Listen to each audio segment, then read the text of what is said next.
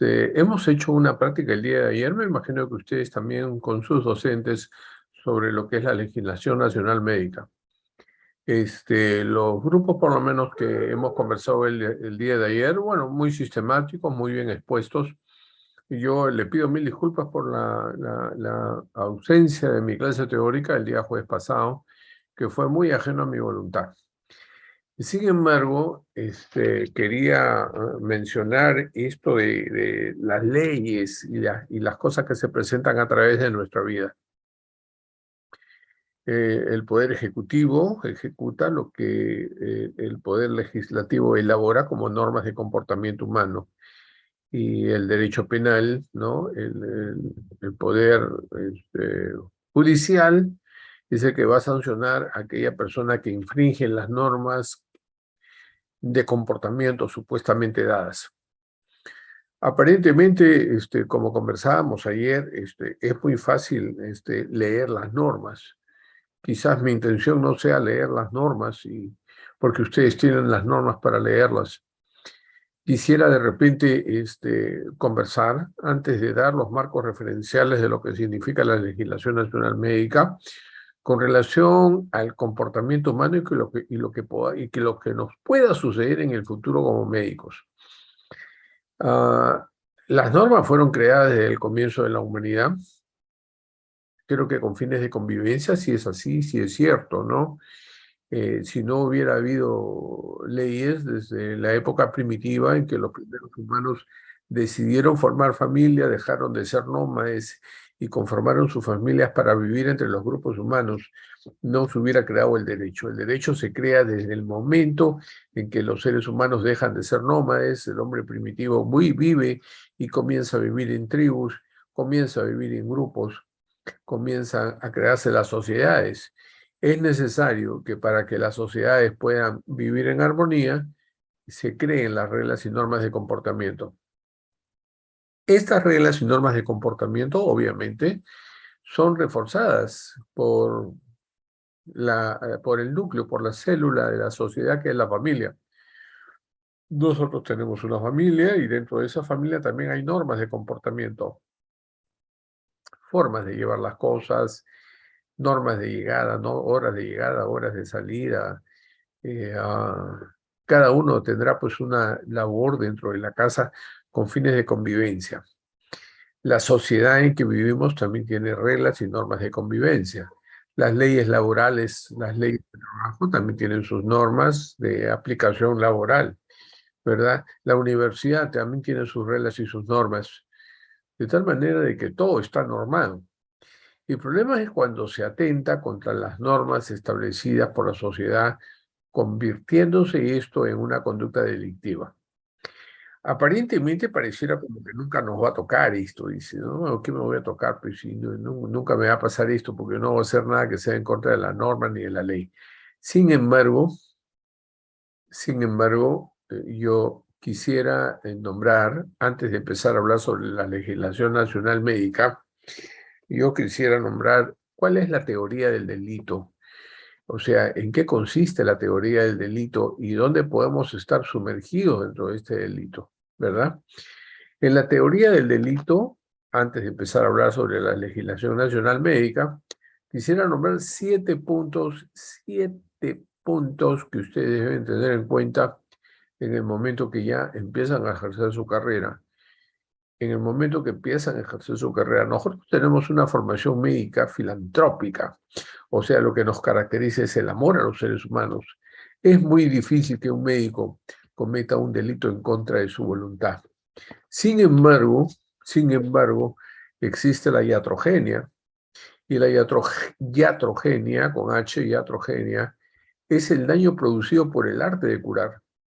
O sea, nuestro propio arte de curar puede crear daño, sí. ¿Y por qué puede crear daño? Porque nosotros somos seres humanos, doctores.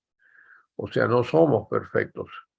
Si no somos perfectos y practicamos la medicina, entonces la medicina también es imperfecta. Pero ¿qué es lo que pasa? La imperfección del ser humano puede ser comprendida entre nosotros, que somos médicos. Sin embargo, para los operativos de justicia tienen otro enfoque. No interesa cómo yo lo vea, lo que nos va a interesar es cómo lo ve el Poder Judicial, cómo lo ve el Ministerio Público en el momento de acusar. Cuando entremos en la vida laboral, en la vida cotidiana, en la vida de trabajo médico, vamos a encontrarnos y nos vamos a encontrar con una serie de elementos representativos de la justicia. Uno de ellos es el Ministerio Público. El Ministerio Público tiene como objetivo buscar al responsable de un delito, es decir, investigar, supuestamente investigar. Pero en la realidad vemos que cuando tenemos frente a nosotros un fiscal, lo primero que hace es acusar. Acusar. Y va a buscar la razón para enmarcarnos dentro de un delito que de repente no hemos cometido, pero va a buscarla sin razón. Y el Poder Judicial, a través de los jueces, se va a encargar de sancionar. Entonces, dentro de la teoría del delito, y que son preguntas de examen, ¿no? Está la conducta. Bueno, dice, las leyes son coercitivas, son obligatorias y son para todos. Carambas, las leyes son coercitivas, son obligatorias y son para todos, pero todos no somos iguales. Todos tenemos diferentes estructuras de personalidad. Entonces, lo primero que ve el operativo de justicia es la conducta. La conducta, ¿qué conducta tiene esta persona? O sea, la conducta se ve a través del comportamiento humano. Y este comportamiento humano, el ser humano, va a actuar de dos maneras.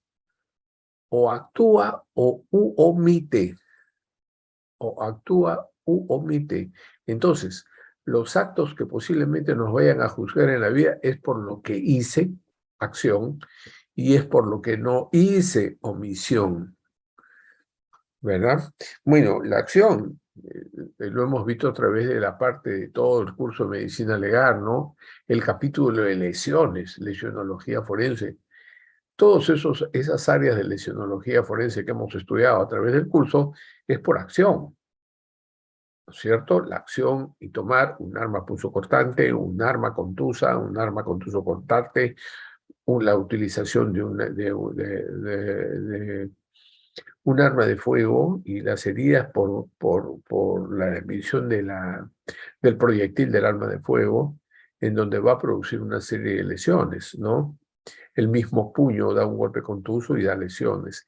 Entonces, la mayoría de seres humanos que son juzgados como personas dentro de un delito, porque la primera parte de la teoría del delito es el comportamiento humano, la conducta y comportamiento humano, entonces va a ser por acción, va a ser por acción. ¿Qué hice? ¿Qué hice? Y la otra es por omisión, o sea, ¿qué cosa no hice? A veces también nos meten en delitos o de repente llegamos a la comisión de un delito por no hacer lo que tuvimos que hacer. La más conocida, por ejemplo, es la omisión a asistencia familiar. No, o sea, el padre que no da el sustento alimenticio a sus hijos es denunciado y es puesto en prisión. Aunque yo no sé si la prisión es un medio resolutivo de la omisión de asistencia alimentaria, porque una vez preso la persona adentro, ¿qué cosa va a dar para poder comer a los hijos, ¿no? De repente tendría que buscarse medidas alternativas. Pero esta omisión se puede presentar de dos maneras. Una omisión simple, como es el caso de asistencia alimentaria, es una omisión simple, ¿no? No le doy, es una omisión simple, pero también hay omisiones complejas. Ahí viene el problema, omisiones complejas. Y a veces la omisión compleja nunca pensamos que podría suceder, ¿no? Es en el caso, por ejemplo, del abandono de las guardias. ¿Qué dice el reglamento de guardias? No se debe abandonar la guardia. Y justo en el momento que uno abandona la guardia, por alguna razón, ¿no? Que me fui a comer algo a la esquina, que me fui a comprar una gaseosa al costado, que salí, o algunas veces me doy cuenta, por ejemplo, ¿no? Acaba el turno y dice, ya se acabó mi turno, me voy. y no esperan el reglamento que dice yo debo entregar el turno a la persona que me va a suplir en el turno. justo en esos momentos puede haber comisión de delito y esa es una omisión compleja. Una omisión compleja porque dejé de hacer lo que tuve que hacer. Yo no hice nada, sí, pero no estuve. No estuve en el momento que debí estar. ¿Mm?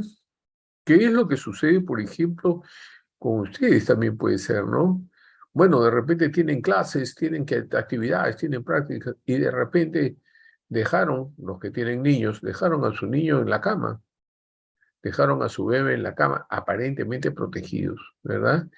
Y se van rápidamente a sus clases, porque si no voy a clases me van a desaprobar, y si me van a desaprobar, después ¿cómo hago? No, mejor asisto a clases.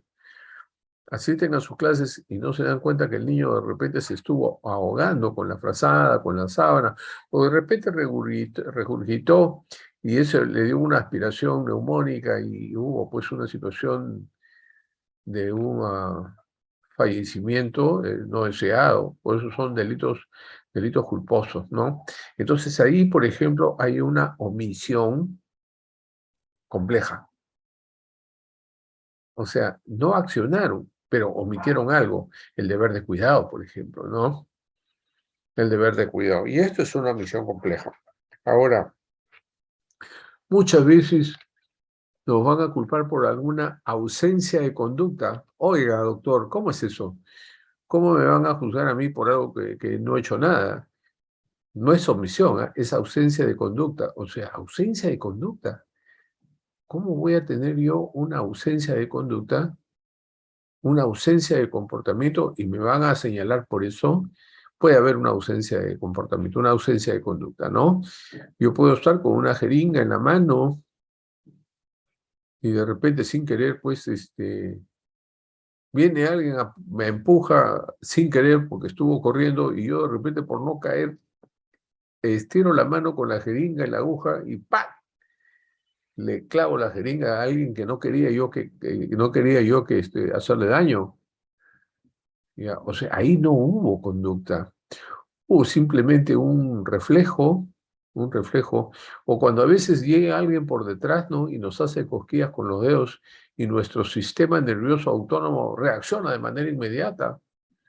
Quién sabe, de repente yo tenía pues un vaso de gaseosa, un vaso de café caliente, y la persona quiere hacerme una cosquilla pues por la parte posterior y yo, mi sistema nervioso autónomo reacciona inmediatamente y suelta el café caliente en la piel de un paciente o en la piel de otro trabajador que está conmigo. Entonces, ¿quién tuvo ahí una, un acto no cometido? O sea, una ausencia de conducta, una ausencia de comportamiento. Fue un reflejo del sistema nervioso autónomo que me obligó a moverme de tal manera que inconscientemente pude hacer un daño a un tercero, ¿verdad? Y a veces nos juzgan por eso. Oiga, yo no hice nada, yo no tuve la culpa. Sí, pues hubieron otros elementos que mi sistema nervioso autónomo hizo un reflejo que hizo que yo dañara a una tercera persona. Pero por otro lado, a veces hay fuerzas que yo no puedo dominar y que de repente me hacen cometer algún tipo de delito, ¿no? Fuerzas que yo no puedo dominar, fuerzas indirectas que no son de mi alcance, ¿no? Yo puedo estar esperando de repente pues un tren, ¿no? Una vía de comunicación y de repente viene un montón de gente y me empuja y yo sin querer puedo empujar a otra persona más y esa persona caer bajo las llantas de un carro, de un tren, de un automóvil. Una fuerza. Doctor, disculpe, ¿está pasando los diapos? No, no, no. Ah, Todavía ni ya, siquiera estoy ok, pasando. Por eso presten atención, gracias. porque acá va a venir el examen. No estoy pasando. Estas no son diapositivas, es una introducción. Es una introducción a la legislación. Y estoy haciendo ver cómo muchas veces el ser humano acciona o no acciona, y por no accionar pueden suceder cosas que de repente estoy implicado en algo. Entonces, esta fuerza mayor puede suceder, por ejemplo, cuando voy a un concierto, ¿no? De repente salen, pues, que una infinidad de gente que empuja a mi persona y yo me defiendo y trato, pero la fuerza me gana y de repente empujé a otra persona que se aplastó a esa persona y se ahogó. O sea, una fuerza externa que yo no pude controlar. Entonces, esta ausencia de conducta me hace cometer un delito. Entonces, miren ustedes cómo el ser humano tiene un comportamiento y ese comportamiento puede ser por acción o por omisión, pero esta omisión podría traer una ausencia de conducta y podría ser también una omisión compleja, como en el caso de abandonar una guardia o en el caso de dejar de cuidado. Felizmente, bueno, regresé de mi clase y felizmente el bebé no le pasó nada. Ah, felizmente que no le pasó nada, pero ya hubo una omisión compleja. Entonces, cuando uno está metido dentro de esta legislación nacional, ya, bien fácil es leer. Bla, bla, bla, bla, sí, leer, ¿no es cierto? La cosa está que a uno le pase y esté metido dentro de una situación inentendible. El lenguaje del derecho es otro lenguaje diferente al lenguaje médico. ¿Mm? Entonces, ¿qué va a pasar, no? O sea, vamos a realizar algo y el fiscal nos va a meter dentro de algún código penal por ahí. Por ahí hay un artículo que el que se movió mal tiene 30 años de prisión, el que no se movió tiene 30 más. Y eso se llama la tipicidad. Entonces, ¿cuál es el elemento número uno del delito? La conducta humana. ¿Cuál es el elemento número dos del delito? La tipicidad. La tipicidad. O sea, todas las conductas están escritas en el Código Penal. Las conductas que son punibles, ¿no?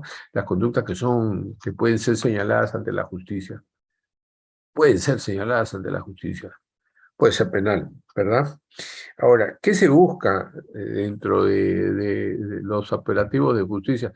Lo que buscan es que nuestro comportamiento esté metido dentro del Código Penal. A ver, ¿qué le busco? ¿Qué le busco a este? ¿Dónde está el código para ponerle su etiqueta? ¿Verdad? Y a veces no es entendido, ¿ah? Yo conversaba con el grupo de prácticas lo que pasó con esa gestante con las pseudociesis, ¿no? En que yo vi cómo interpretaban los abogados, ¿verdad? Es una simulación con fines de engaño y está el delito contra la fe pública y tiene de 2 a 5 años de prisión. Y no se dan cuenta que así como ellos tienen su tipicidad, o sea, su código penal, nosotros tenemos también nuestro código en la Organización Mundial de la Salud. Y si ustedes ven ese caso de embarazo psicológico o pseudociesis, es un trastorno de ideas delirantes. O sea, y un trastorno de ideas delirantes es un tipo de psicosis que se instala en cierto tipo de personalidades, de tal manera de que era escucharlos hablar a través de la televisión sobre esa pseudociesis, chispas, era una situación de decir, ¿cómo es? Los ojos no ven lo que la mente no sabe. Ahora, el problema no es que nosotros sepamos, doctores. El problema es que el operativo de justicia ve las cosas a su manera y como quiere verlas, o de repente como es, ¿no? Y nosotros la vemos diferente. Entonces, lo que van a buscar es una conducta que vaya ante sus códigos. Vaya ante sus códigos. Pero a veces yo puedo cometer delitos, pues, que vayan ante el código. Si es en mi legítima defensa, si alguien me viene a matar y yo lo mato primero antes que me mate, ¿es antijurídico? Sí es antijurídico, pero es una legítima defensa, ¿verdad? Entonces, la ley no es tan simple como hemos visto en las últimas prácticas. A más B más C. No, no es A más B más C. Y sobre todo cuando ayer empezaron su práctica con lo de Serum, ¿no? Yo decía, cuidado, pues, porque el Serum ya ustedes son colegiados. Y si son colegiados, significa que tienen una responsabilidad profesional, más aún si ganan un sueldo. Ahora, entre nosotros los médicos podemos entender, y justo uno de los jóvenes que son ustedes, uno me dijo, sí, pero soy solamente serumista, soy médico serumista. Sí, pero tienes título, tienes un colegio médico y estás ganando un sueldo. O sea, para nosotros los médicos entendemos qué cosa es un médico cirugista, pero ante los ojos de la justicia, usted es un médico con un colegio médico y un sueldo. Por lo tanto, tiene responsabilidad. El protocolo dice, sí, pues el protocolo dice, pero hay que ver qué cosa dice también el Código Penal, ¿no? O sea, yo me he permitido tener una conversación con usted previa para poder entender que no siempre lo que está escrito es, y que de repente ante los ojos de la justicia o ante los ojos del fiscal, las cosas son diferentes, ¿no? Ahora, lógicamente que hay imputabilidad, ¿no? Imputable es una persona que no es responsable de sus actos. Y en la parte de psiquiatría forense nosotros vimos 4 personas que no eran culpables de sus actos porque no entendían, ¿no? El retardo mental, la psicosis, la demencia y el menor de edad. Oiga, o sea, todos los demás son responsables de sus actos. Pues yo creo que sí, sí, pero va a depender de qué. Va a depender de cómo sucedieron los hechos. Y a veces la ley es coercitiva, es obligatoria para todos. Y a la final nos mete a todos dentro de un mismo saco. De tal manera de que lo que van a buscar es que seamos culpables, sí, pues. Y de repente somos culpables, culpabilidad, que es muy diferente al acto doloso. El acto doloso es cuando la persona tiene intenciones de dañar, tiene intenciones de sacar un provecho o tiene intenciones de hacer un daño, que lógicamente cuando el médico falla, cuando nosotros fallamos, no hay dolo, no hay deseo de hacer daño. Casi siempre nuestra falla, casi siempre en el 99% de casos, nuestra falla es humana. Por eso es que al comienzo dije, ojo, ¿qué cosa significa iatrogenia? Iatrogenia es el daño causado por el arte de curar. Y nosotros no somos perfectos, no somos perfectos. Podemos cometer errores. Y es más, puede haber las famosas pues, respuestas idiosincráticas, ¿no? Las respuestas y los famosos casos fortuitos, ¿verdad?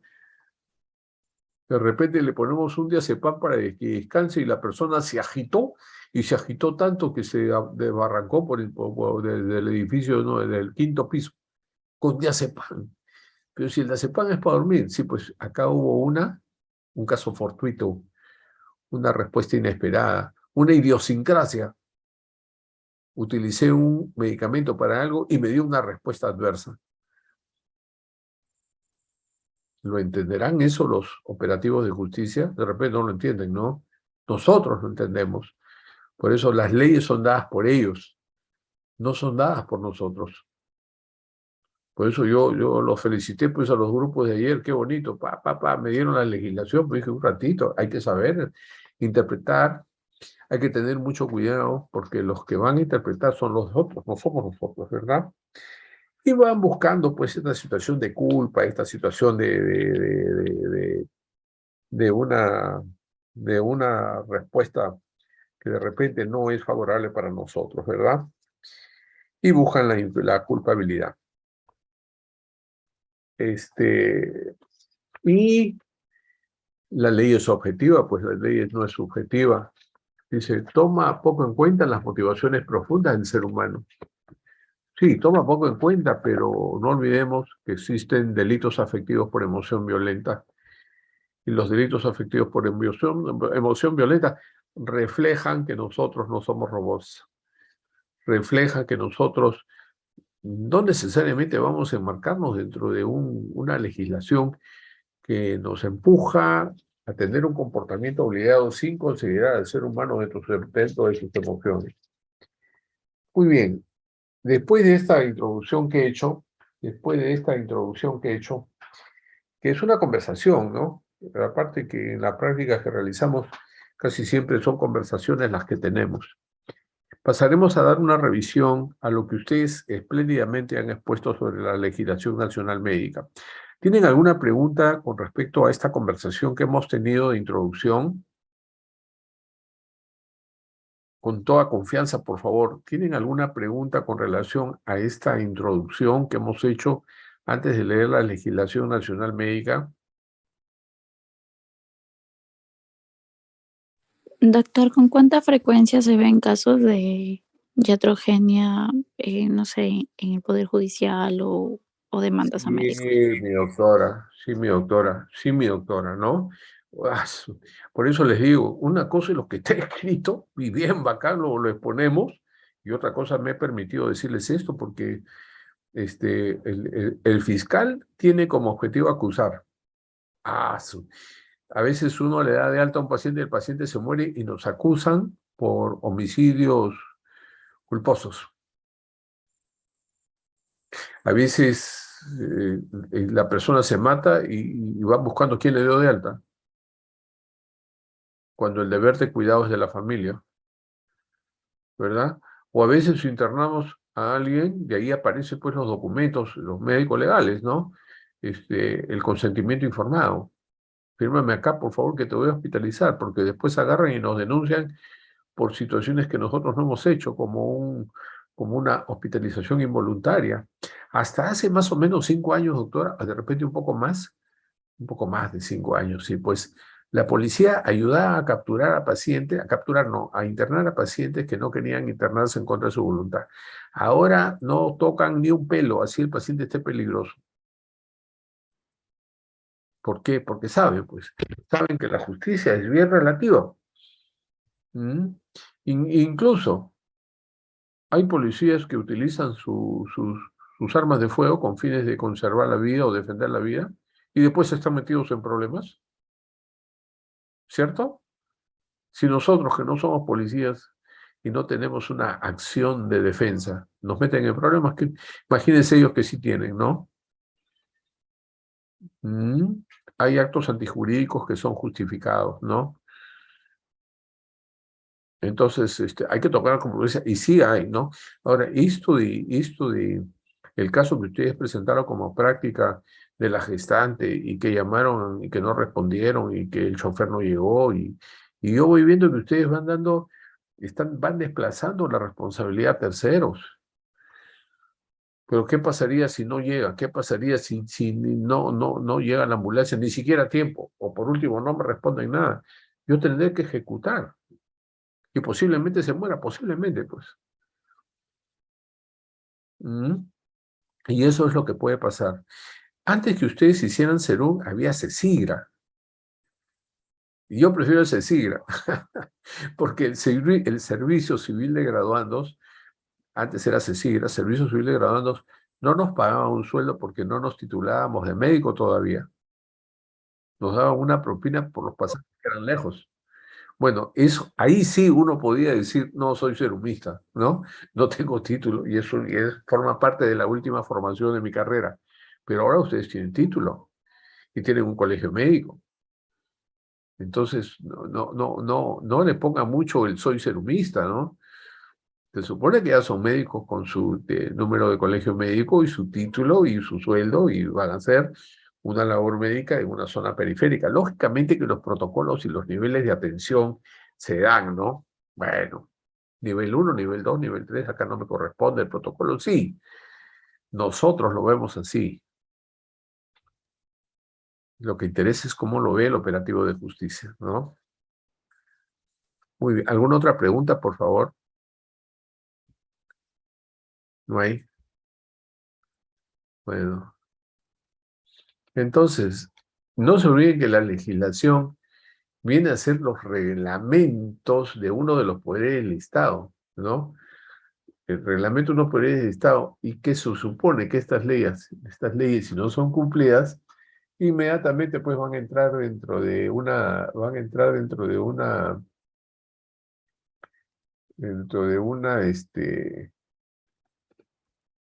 observación por la justicia, ¿verdad?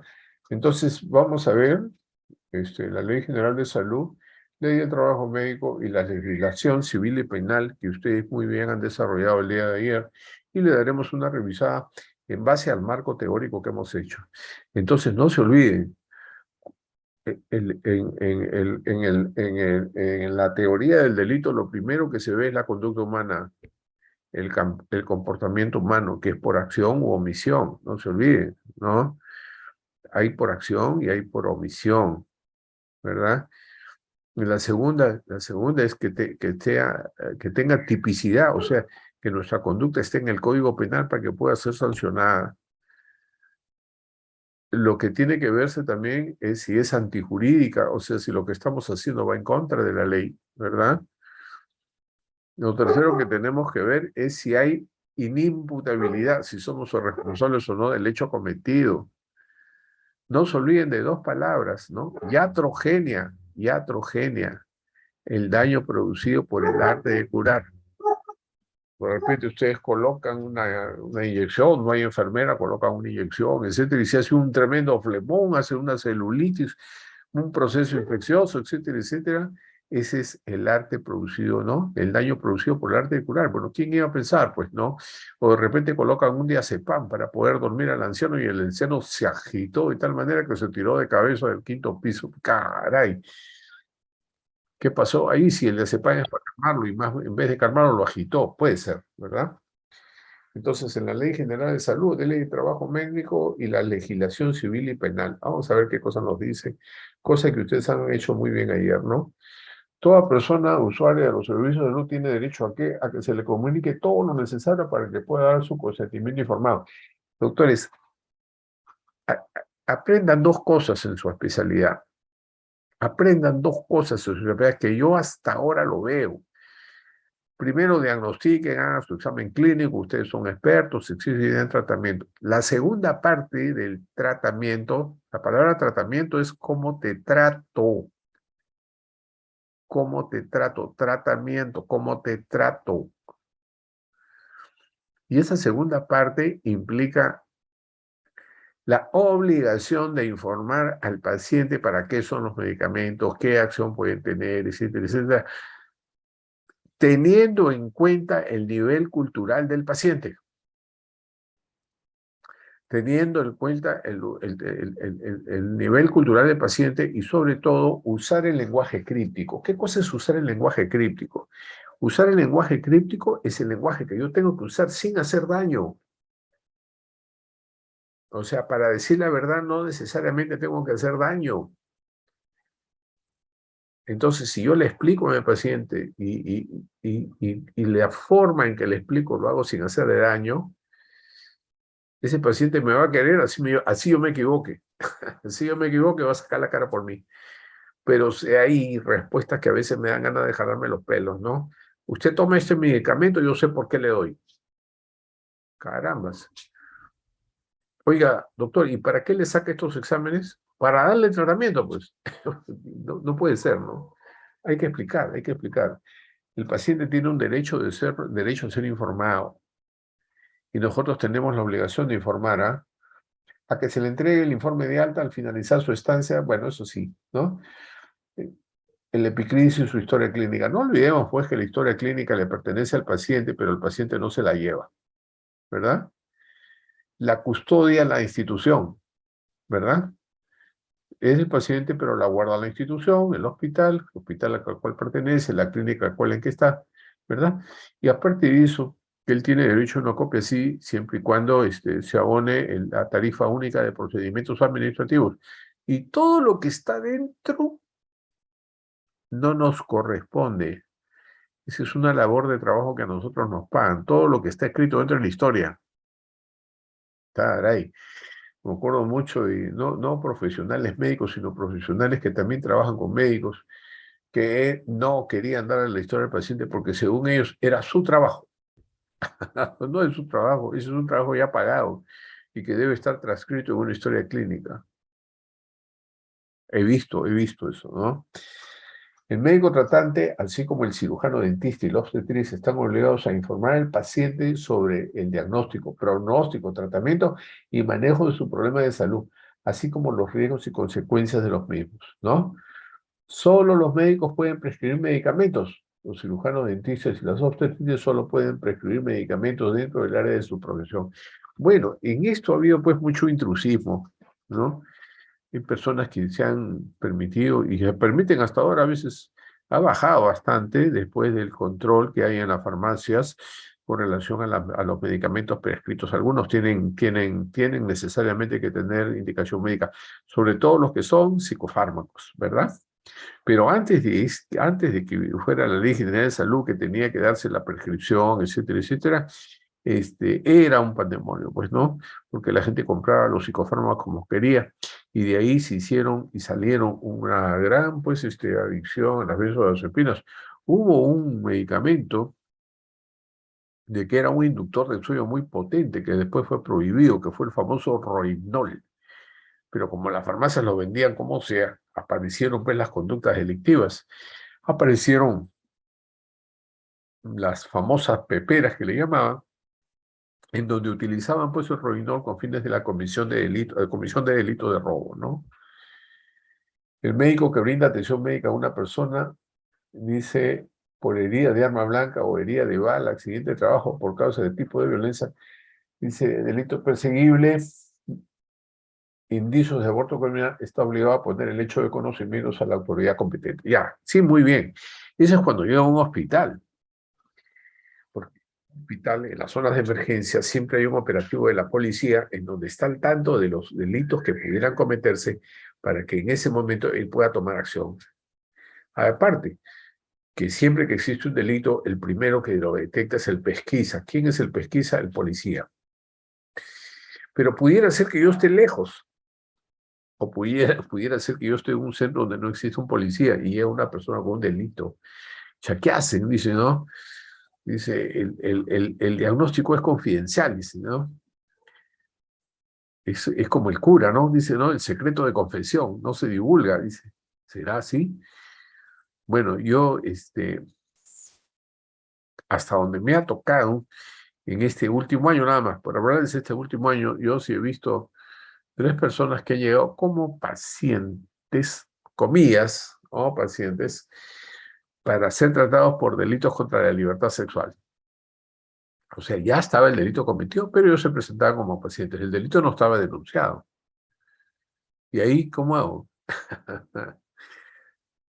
¿El diagnóstico es confidencial o acá dice que lo denuncie? Pero si no hay policía, ¿ustedes qué dicen? ¿Lo atiendo o no lo atiendo? ¿Ah? ¿Lo atiendo o no lo atiendo? ¿Qué dicen ustedes? ¿Mm?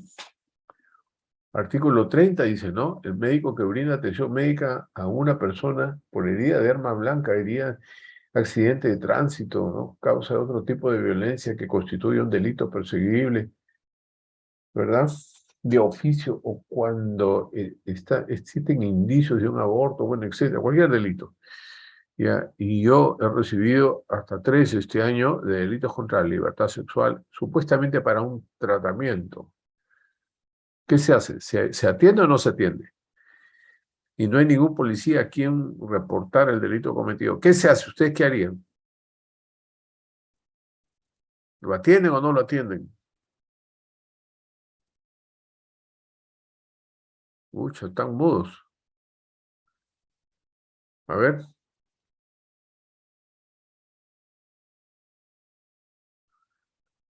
¿qué dicen, doctores?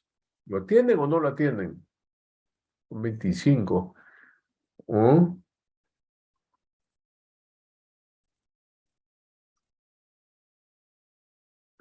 ¿Qué dice doctora Carmen? María Tanta. ¿Qué dice doctora? ¿Lo atiende o no lo atiende? Mm, No sabría, doctor. Difícil, ¿no? Sí. Es difícil, es difícil. Pero de todas maneras, yo diría, ¿no? Si se atiende, uno sería cómplice del delito, si es que no denuncia. Pero ¿a quién le va a gustar meterse en problemas? ¿Quién va a ir a denunciar? Pues nadie le gusta meterse en problemas, ¿no? En realidad lo correcto es no atenderlo, ¿no? Porque si no, uno sería cómplice de un delito. ¿Mm? Y que se reporte por conducto regular donde debería ir, ¿no? La información sobre el diagnóstico, lesiones o daños en los casos que se refiera al artículo 36 de esta deberá ser proporcionada a las autoridades policiales del Ministerio Público a su requerimiento, a estudiarlo. O sea, uno mismo hacer la denuncia, eso es lo fastidioso, ¿no? Es responsabilidad del médico tratante y del médico legista que practica la necropsia o del médico señalado por el establecimiento de salud en que ocurre el fallecimiento de la persona del exterior, decididamente dice darle el certificado de defunción correspondiente, efectivamente, ¿no? A él le corresponde. ¿Qué nos dice pues la 26842? Dice, ¿no? La muerte pone fin a la persona. Bueno, esto de la muerte, que nos sirve solamente para ver que con 2 electroencefalogramas isoeléctricos nos da índice de muerte cerebral.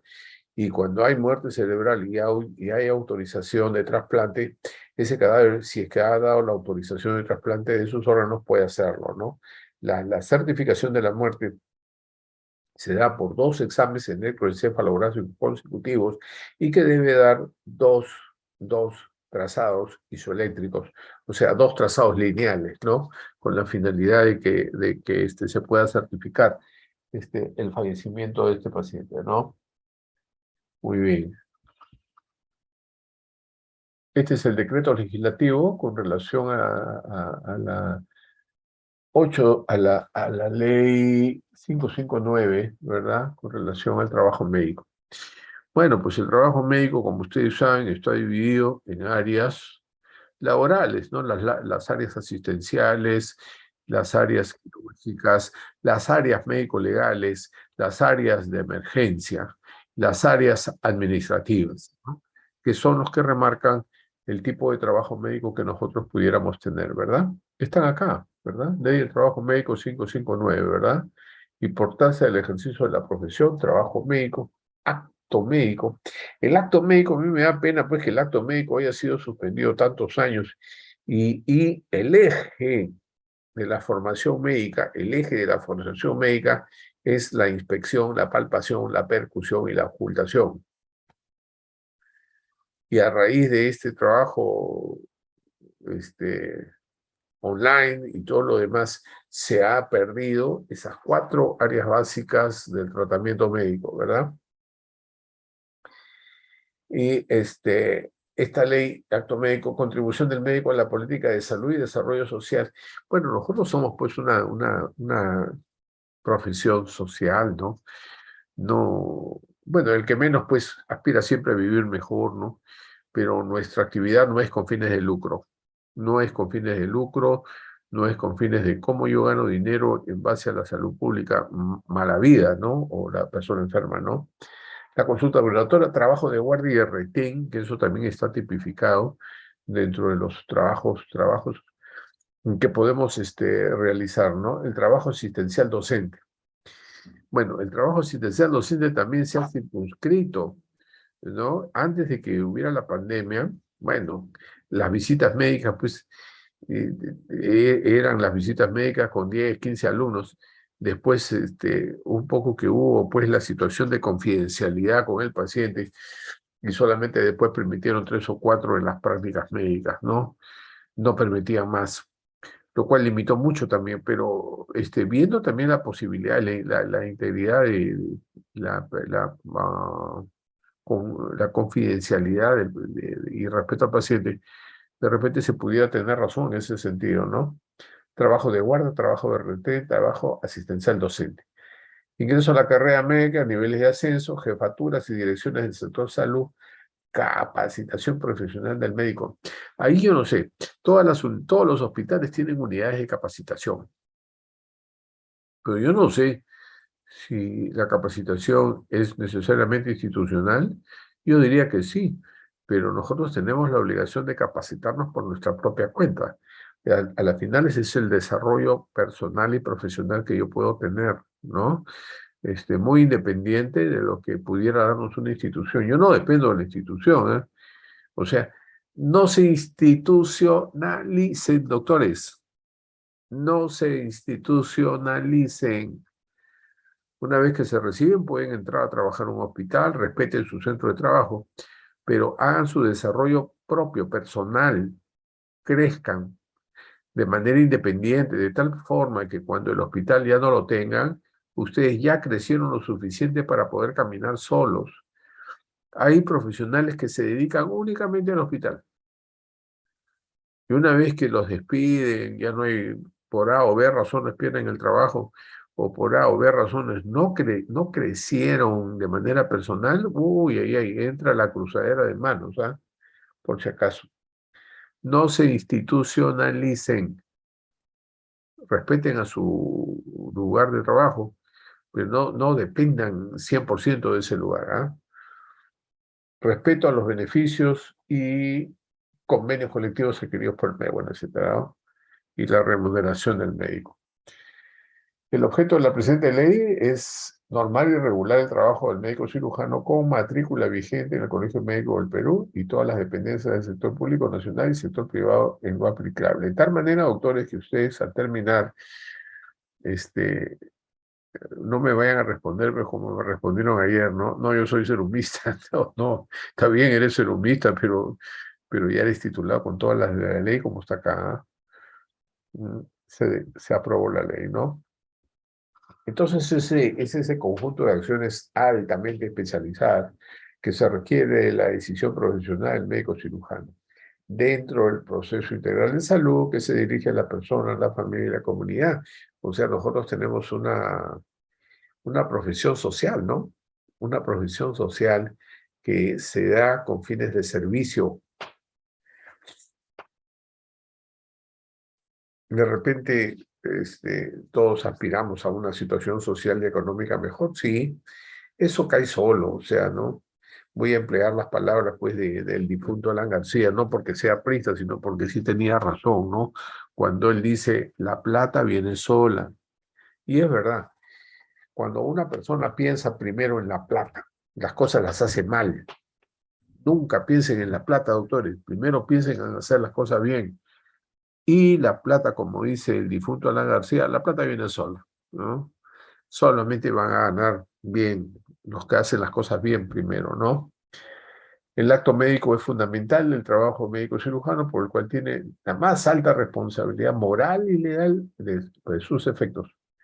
El Estado garantiza las condiciones necesarias para dicho trabajo se cumpla dentro de los objetivos de la ciencia médica. Así es, ¿no? Bajo los objetivos de la ciencia médica. El Estado garantiza, dice. ¿Será cierto que el Estado garantice? A veces el Estado no garantiza, ¿no? Procesos por el cual el médico diagnostica, trata y pronostica la condición de enfermedad de salud de una persona. El acto médico es de exclusiva competencia y responsabilidad del médico. Así es exclusiva competencia y responsabilidad del médico. Esto nos da cierto poder, sí nos da poder, pero no olvidemos que el poder tiene que ir de la mano con la humildad que requiere nuestro paciente. Cuando conversen con un paciente, vean su estrato social, ¿no? Vean de dónde viene, qué nivel de instrucción tiene. Y tenemos que acoplarnos, la capacidad de adaptarnos a ese paciente que no tiene estudios, o a ese paciente que no va a comprender mucho, o a ese paciente que es muy humilde, porque nuestra profesión es filantrópica, ¿no? Que es el amor a los seres humanos. Bien, así es. Autorizó viaje. Bueno, acá no, esto no es lo que nos interesa. Se aprueba un reglamento de la Ley de Trabajo Médico, que es sobre la parte derecha, ¿verdad? Las modalidades de trabajo médico, que hemos hablado, trabajo asistencial. Acá viene algo de repente que debe tenerse en cuenta, ¿no? Que es el trabajo médico legal. Dice, el trabajo médico legal es dedicado a la realización de peritajes y pericios médicos legales. Miren, acá no hablan de trabajo asistencial, ¿ah? Por si acaso. O sea, el trabajo médico legal es con fines de eso, realizar peritajes y pericias médico legales. Ese es el objetivo. No está dentro del reglamento de que hagan una labor asistencial, ¿ah? Por eso es que los médicos médicos legistas se restringen mucho de la labor asistencial, ¿no? Porque no está permitido. ¿Mm? El trabajo administrativo también, ¿no? O sea, y hay médicos que les gusta, pues, ¿no? Que se dedican mucho a la labor administrativa, ocupan cargos administrativos, ocupan cargos directivos, les gusta la labor administrativa, ¿no? Y lo hacen muy bien, ¿no? El trabajo docente, ese es un trabajo muy especial, pues. Es el trabajo docente, a la final es entregar a las personas, ¿no? Entregar a las personas el poco conocimiento que uno pudiera tener. Lo lastimoso, pues, que como muchas veces digo, ¿no? Las cosas cambian. Ahora con esto de la informática, las cosas cambian más rápido todavía. Y como cambian tan rápido, o sea, lo que yo estoy hablando ahorita no me crean, porque de acá a un tiempo de repente ya no es.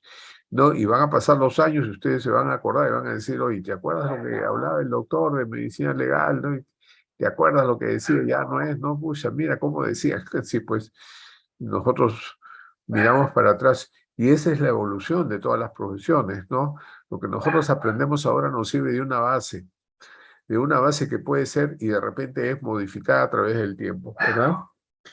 El trabajo de investigación, eso es otro que ha salido, ¿no? Y el trabajo de producción intelectual, que también es otra.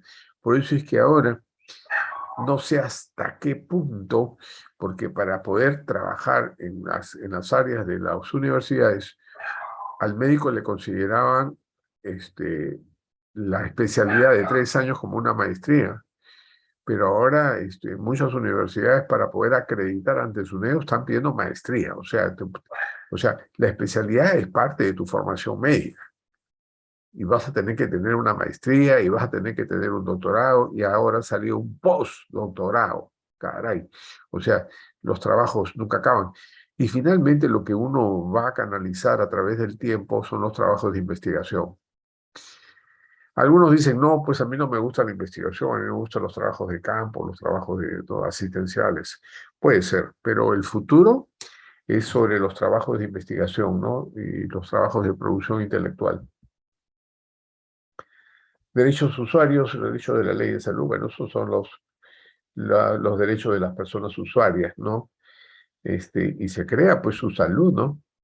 Para ver los derechos de los usuarios. Bien.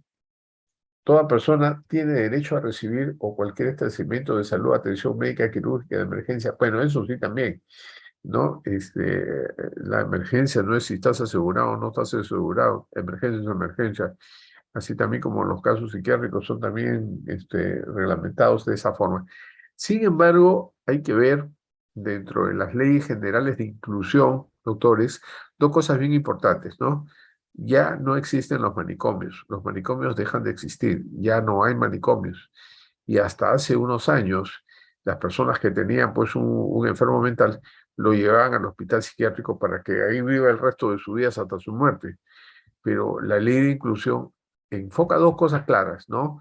Dice, ya solamente se deben hospitalizar en caso muy necesario de estudio o de compensación de un cuadro clínico psiquiátrico y que este debe durar no más de 15 o 20 días para volverlo a la familia. O sea, el Estado le devuelve a la familia el deber de cuidado, no solo del paciente psiquiátrico adulto, sino también los pacientes infantiles, ¿no?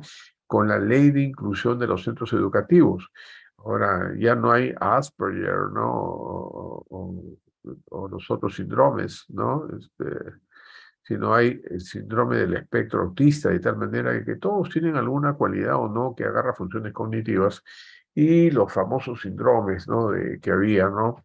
Y ya dejan de serlo para que se incluya a la educación general. Entonces, ¿cuál es la idea, no? La idea es de que estos pacientes con enfermedades se incluyan dentro de la Ley General de Salud y la Ley General de Salud Mental, ¿no? Bien. Bueno, algunas definiciones de la atención médico-quirúrgica, emergencia obstétrica, que es lo que ustedes han estado viendo en sus prácticas últimas, y lo que es el consentimiento informado obligado. El consentimiento informado de todas maneras tiene que ser dado a conocer y es el único documento que tiene que firmarse antes de cualquier cosa, inclusive hospitalización también. ¿Quieres hospitalizarte? ¿Quieres? Ya, firma acá. Porque ya nos ha pasado también, que esa es otra también, con la doctorcita que nos preguntó si pasa, sí pasa, ¿no? A veces hemos hospitalizado a pacientes y nos han denunciado por secuestro. Caray, uno se ríe, ¿no? ¿Qué va a ser secuestro en un hospital? ¿Cómo va a ser? Un hospital no puede ser secuestro, sí hay un montón de gente, entra y sale. Así, sí, se llevó a cabo el secuestro, ¿no? Se llevó a cabo, entre comillas, no hubo ningún secuestro, sino que para la ley Eso fue un secuestro. En ese tiempo todavía no había la carta de consentimiento informado, pues. Entonces, cada vez nosotros vamos buscando formas también de protegernos a la interpretación de la ley. Una cosa es cómo lo interpretamos entre nosotros, ¿no? Que lo leemos bien bonito, y otra cosa es cómo lo interpreta el juez y el fiscal. Por eso es que cuando uno se dedica a medicina legal, no importa cuánto sé yo, lo que importa es cómo yo me hago entender ante el juez o fiscal que no domina las áreas. Ese es el objetivo, ¿ah? Bien, el Código Civil, pues, ¿no? Daño, dice, no lo culpa causa daño a otro, es está obligado a indemnizarlo. Bueno, esto también, yo no creo mucho en el 1969, no lo culpa causa daño, está obligado a indemnizarlo. Yo me pongo a pensar cuántos de los casos penales que pasan a casos civiles que merecen una indemnización no reciben indemnización. Es más, si reciben una limosna.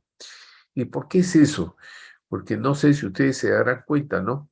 O sea, una persona comete un delito y al comienzo la víctima solamente aparece al comienzo, porque después el Estado, a través del Ministerio Público, agarra el caso. Él agarra el caso como si fuera suyo, ¿no? Y comienza a perseguir y comienza a pedir más penas y comienza a pedir sanción. O sea, lo que se va buscando es la venganza, ¿no? Que se pudre en la cárcel, más años mejor de que yo no conozco a nadie que pase muchos años en la cárcel y salga rehabilitado, ¿ah? O sea, es más, los que entran a la cárcel por muchos años salen con maestría y doctorado en conductas delictivas.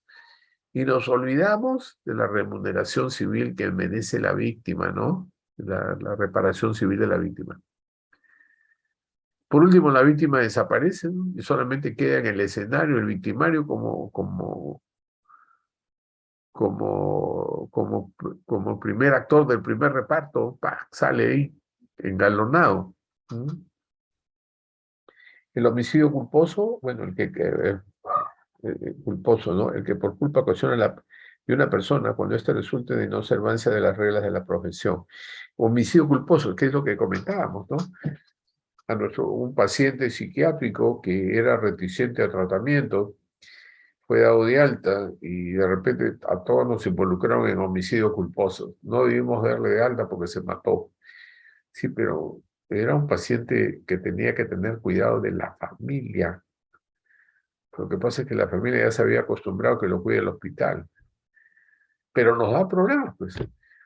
Nos da problemas. ¿Por qué le dieron de alta? Porque la ley dice y establece que no debe estar más de 15 o 20 días. No institucionalizar al paciente. Salió compensado, sí salió compensado, pero no tenemos que cuidarlo, ¿no? Lo que cuida es la familia. Pero de todas maneras uno ya está en el problema, ¿no? Ya está en el problema. Lo meten a uno con zapatos y todo en el problema, ¿ah? Esto, homicidio por piedad, bueno, eso no está legalizado. Estamos hablando de eutanasia. No está legalizado en nuestro país, ¿no? El que mata por piedad, que el paciente le pida, ¿no? O sea, eso tiene que seguir su curso normal. Nosotros no tenemos la eutanasia dentro de nuestra legislación permisible, ¿no? No está permitido.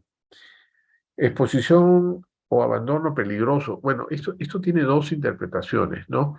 Una, que la persona puede abandonar a otra cuando se ha accidentado. Caray, la chocó, la aplastó y se fugó.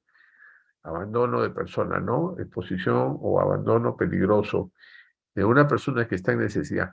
Pero también hay otra exposición o abandono pasivo, ¿no? Que es cuando tiene uno un enfermo mental y de repente lo suelta a la calle y lo suelta a propósito, con fines de que por ahí, a ver si que, le pasa algo o no, ¿no? O de repente lo que hacían antes, ¿no? Lo metían en el hospital y lo dejaban en el hospital. Nunca aparecían más, ni a visitarlo, ni a dejarle algún papel, un alimento, algo no. Eso está considerado como abandono. Bueno, con esta nueva ley, de la Ley General de Salud y Salud Mental, en donde ya no existen manicomios, supuestamente eso se ha controlado mucho mejor. Pero también hemos sido denunciados por lo mismo, por exposición o abandono de persona incapaz. ¿Por qué? Porque se le dio de alta a una persona que tenía un montón de años ahí, no quería salir, y su familia era de condición socioeconómica bien acomodada. No querían tenerlo en la casa, pues querían tenerlo en el hospital, ¿no? También nos denunciaron por lo mismo, ¿no? Violación del secreto profesional, eso es lo que yo decía, ¿no? Información de por razones de estado, oficio, empleo, profesión, secreto. Esa es otra cosa, ¿no? Que de repente el tipo de trabajo que tenemos hace que el secreto sea confidencial. Sí, y nos pueden agarrar, ¿ah? Recuerdo mucho de una alumna de colegio la semana pasada, nomás que fue con su mamá, y que el sacerdote del colegio quería el certificado médico para saber qué tiene. Yo no le di, pues le dije que no, que el sacerdote si quiere se comunique conmigo porque el diagnóstico es confidencial entre el paciente y el médico, y como es menor de edad, su mamá puede saberlo, nadie, su mamá, su papá, no nadie más. Lógicamente que no le di, ¿no? Por alguna razón querían el certificado, de repente lo que querían era con el certificado justificar el despido de la jovencita del colegio, ¿no? Muy bien, ¿no? El ejercicio ilegal de la medicina, eso es otra, pues, no tienen estudios incompletos y ejercen ilegalmente, o se meten a hacer una especialidad sin acreditarla. Es el caso, creo que de un cirujano plástico que hemos visto también, ¿no?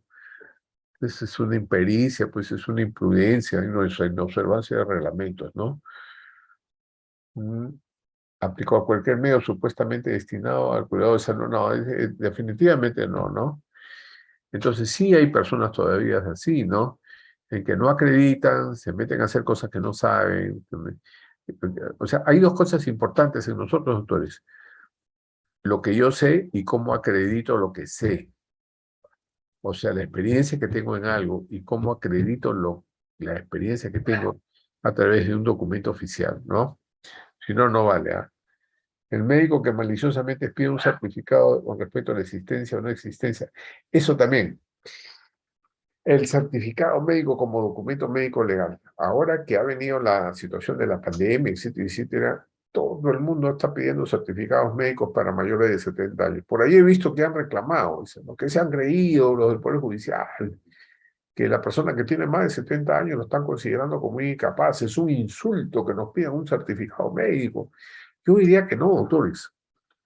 Yo diría que no. O sea, el Poder Judicial está bien, porque de esa manera se protege a la persona. La que está bien que esté bien, pues. Pero hay un porcentaje de personas que no están bien. Entonces, ¿quiénes se aprovechan de esas personas? Los nietos, los hijos, los yernos, las nueras. Quieren hacer firmar a la persona, el documento, etcétera, etcétera, etcétera, lo cual es improcedente, ¿no? Y vergonzoso también, ¿no? Entonces, no, está bien que salga ese documento porque es una manera de proteger a la persona mayor de edad que no está en capacidades de cuidado de su patrimonio, ¿no? El último caso que hemos visto, interesante, 5 hermanos no podían cuidar a su mamá y una de las hermanas de los 5 trae a su hija para que cuide a la mamá.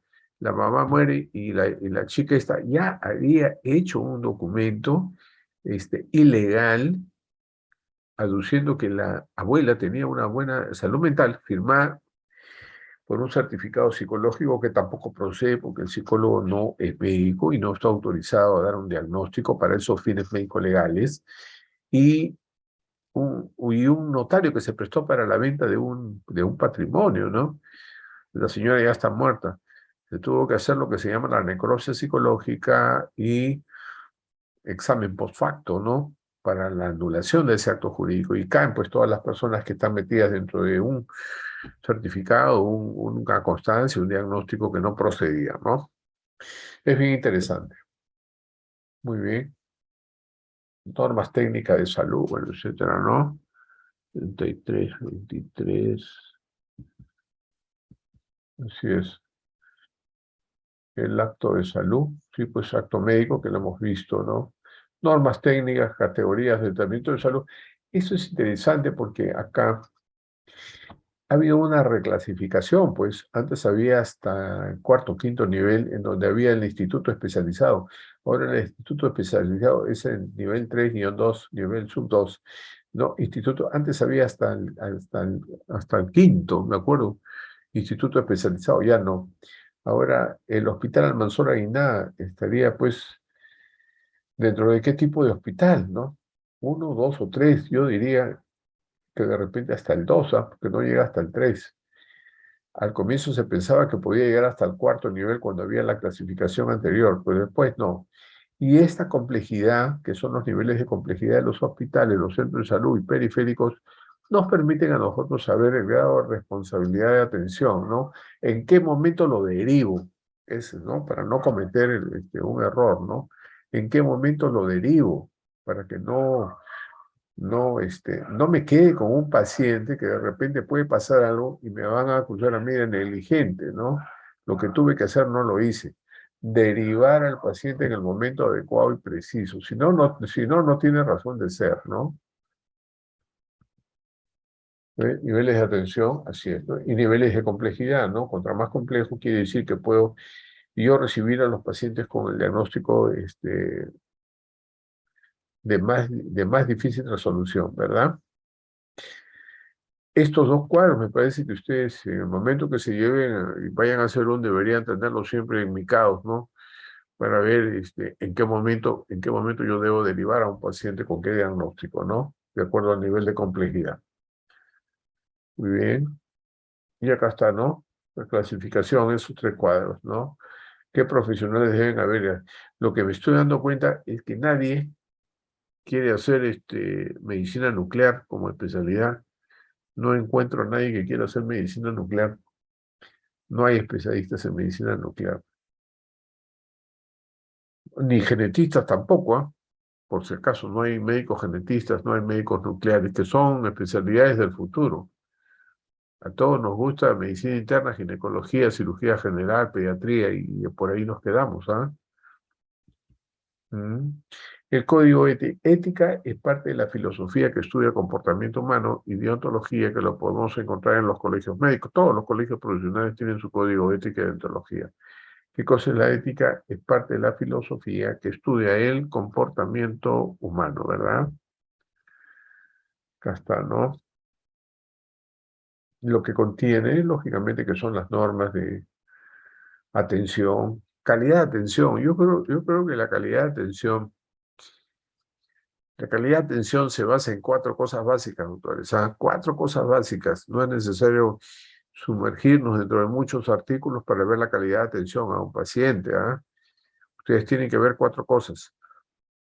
Cómo yo recibo al paciente, cómo lo recibo en mi oficina, cómo lo recibo, cómo yo lo escucho, cómo yo respondo a lo que el paciente quiere y cómo lo despido. Si yo esos cuatro pasos los hago bien, cómo yo recibo, cómo yo escucho, cómo yo respondo y cómo yo lo despido, voy a ganarme a la persona, voy a ganarme a mi paciente, ¿no? Pero a veces recibimos mal, pues, ¿no? Ni siquiera nos ponemos de pie a veces para recibir. Por último, ni siquiera escuchamos, ¿no? Lo interrumpimos, etcétera, no damos información, peor todavía. ¿Cómo respondemos? Respondemos mal, pues. Y los despedimos mal también, porque inmediatamente llamamos a otro paciente y ni siquiera le damos opción a qué pregunta puede hacernos del paciente que está junto a nosotros, ¿no? Bien. Mm, así es, penal y administrativa vigentes. Entonces, ¿qué pasa? Pues como no hacemos las cosas bien, a veces nos agarran del cuello, pues, doctores, y podemos tener alguna dificultad, ¿no? En estas disposiciones generales, lo que nos hacen ver es que nuestra profesión y el ejercicio de ella está enmarcado dentro de normas legales. Pero esas normas legales, como están acá, acá, acá, dice, ¿no? Conceptos deontológicos en la práctica médica, el trabajo médico, trabajo de especialización clínico, ya muy bien, está la descripción, pero en ninguno menciona, bueno, ¿y qué calidad de atención puedo tener? Lógicamente que dicen derecho a ser informado, derecho a comunicar, ya, pero no nos hablan de la calidad de atención, ¿no? Ujú, muy bien, ¿ah? Muy bien, doctores. Este,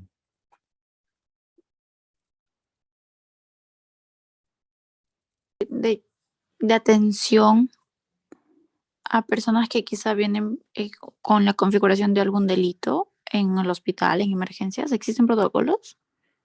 el protocolo existe, doctora, lo acabamos de nombrar, pero ¿qué pasa? O sea, en los hospitales en emergencia siempre usted va a encontrar un policía. Ujú. Entonces, si llega una persona con arma punzocortante, herida de bala, signos de aborto, el policía acciona inmediatamente, informa al fiscal de turno y sigue su proceso de denuncia. El problema es cuando nos toca algún paciente de estos, entonces no hay policía. Entonces, ahí dice que nosotros deberíamos denunciar. O sea, denunciar, eso significaría meternos en problemas grandes, ¿no? Vamos a hacer una denuncia de un delito. Y yo personalmente, la ley dice que deberíamos hacer una. Ahora, si yo lo atiendo, me convierto en cómplice, ¿no? Porque estaría encubriendo el delito, ¿verdad? ¿No? Como le digo, este año me tocó así tres, por delitos contra la libertad sexual en la modalidad de tocamientos. Entonces, ¿qué hago?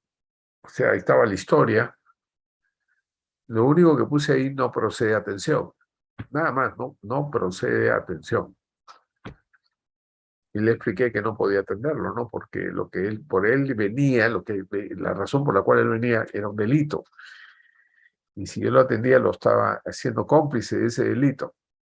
Ahora, uno de ellos sí me dijo, doctor, pero usted tiene el deber de guardar el secreto profesional. Sí, pero el secreto profesional no de un delito, ¿no? No sé cómo hace, por ejemplo, los curas, ¿no? El secreto de confesión. Confieso que he matado, así es, y el cura se queda callado. ¿Así será? Alguien de repente puede darme una guía, ¿no? O una opinión, ¿no?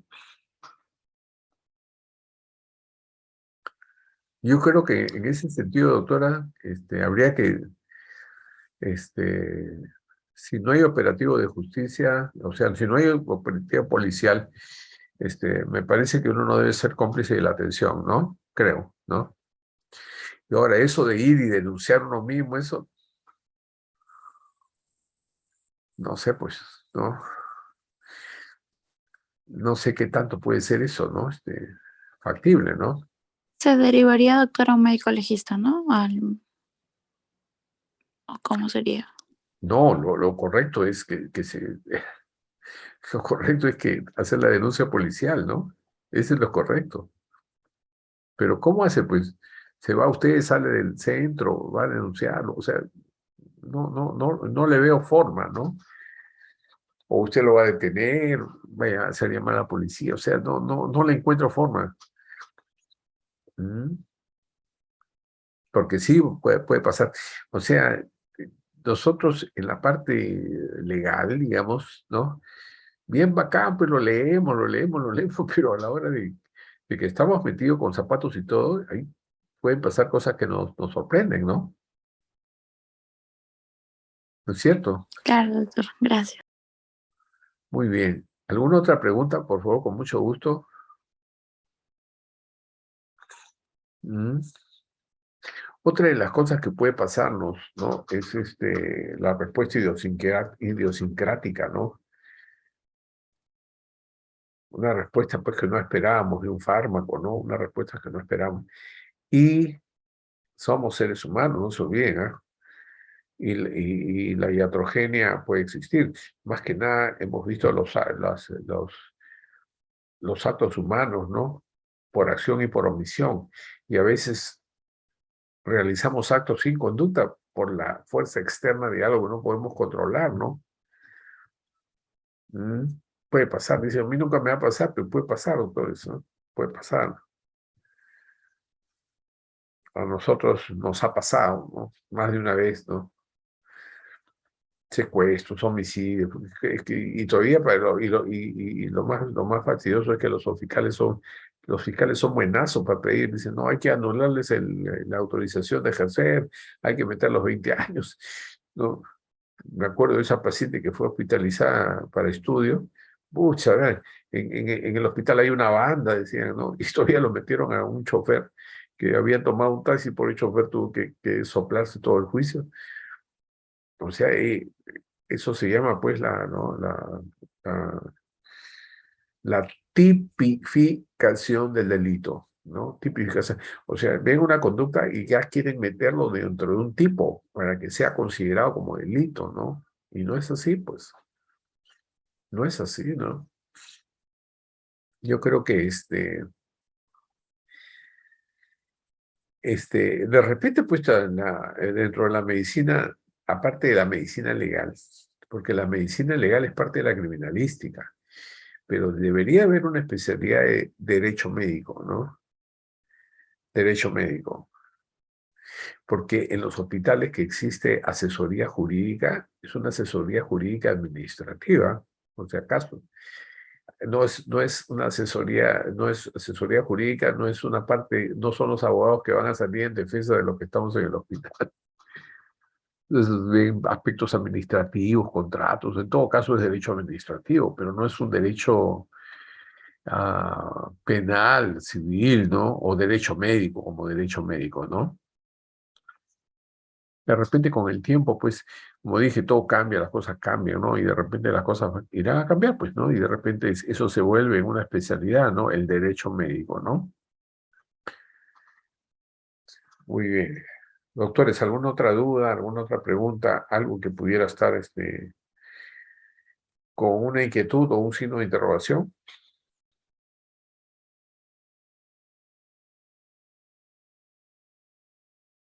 Creo que no, ¿verdad? Doctores, yo les agradezco mucho su cortesía, su compañía. Muchas gracias, pues, en nombre de los 4 médicos que conformamos Medicina Legal, les estamos muy agradecidos. Y el doctor Sergio Equino dará la última clase,